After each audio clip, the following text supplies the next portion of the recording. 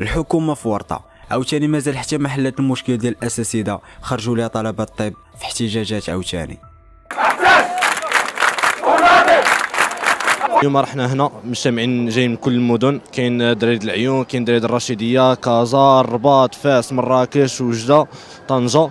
معنا ان شاء الله واحد الانزال وطني هنا، حيتاش تو سامبلومون ما نقدوش نقبلوا بالوضعيه الحاليه. شنو غادي نقرا في هاد 6 سنين لحد الساعه دابا حنا ما عارفين شنو غادي نقراو، باقي داك الشيء فلو، مازال ما عندناش شي توضيح من الوزاره.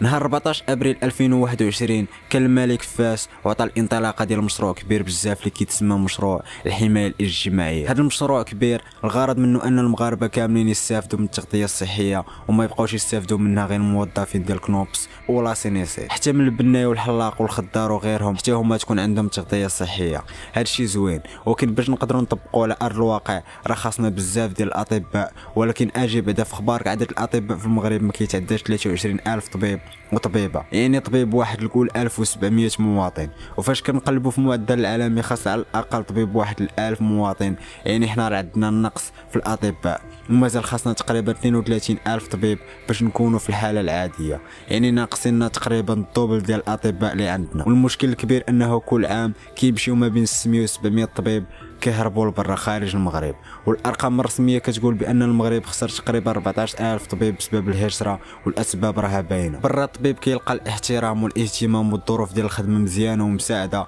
وصالير مزيان والحقوق كامله. كاينه وحده من الدول اللي كيهربوا ليها بزاف هي استراليا، تما الاطباء ديالنا كيتخلصوا بالدوبل على الصالير اللي تيشدوا هنايا في المغرب. دابا في المغرب عندنا نقص ديال الاطباء، وكل عام كيزيدوا يهربوا لنا اطباء جداد، وجا هذا المشروع الملكي الكبير اللي كيهم كاع المغاربه. وهذا المشروع كيخصو اطباء، خاص نزيدوا في عدد الاطباء ديالنا. فتجمعات وزاره التعليم العالي ووزاره الصحه تناقشوا بيناتهم ولقاو الحل انه ينقصوا من مده التكوين ديال الاطباء اللي كانوا كيقراو 7 سنين غيوليو يقراو غير 6 سنين. ووزاره التعليم العالي مازال ما دارش معاهم حتى حل، ومازال ما عندها بروغرام واضح لهذا الشيء اللي غادي تمشي فيه وكيفاش غادي يمشي داك العام اللي غادي ينقصوا. وحاجه اخرى اللي كيتشكاو منها الطلبه هي الاكتضاد والازدحام، ومع العلم انه الوزاره ما باغينش يزيدوا كليات ديال الطب جداد، والطلبه ديال الطب عياو ما يتسناو في الحكومه تخرج وتشرح لهم شنو غادي دير وشنو هو البروغرام ديال هاد السنوات الجايه، وكاين بلا فائده. داروا اضرابات ديال نهار ويومين والو، داروا اضرابات احتجاجيه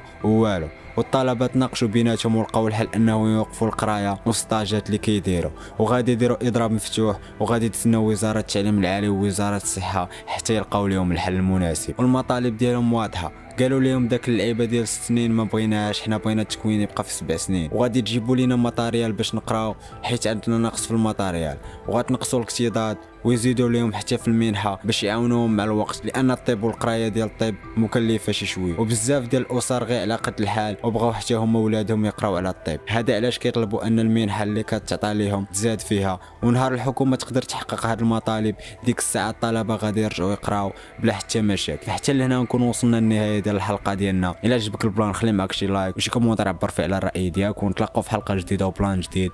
بيس.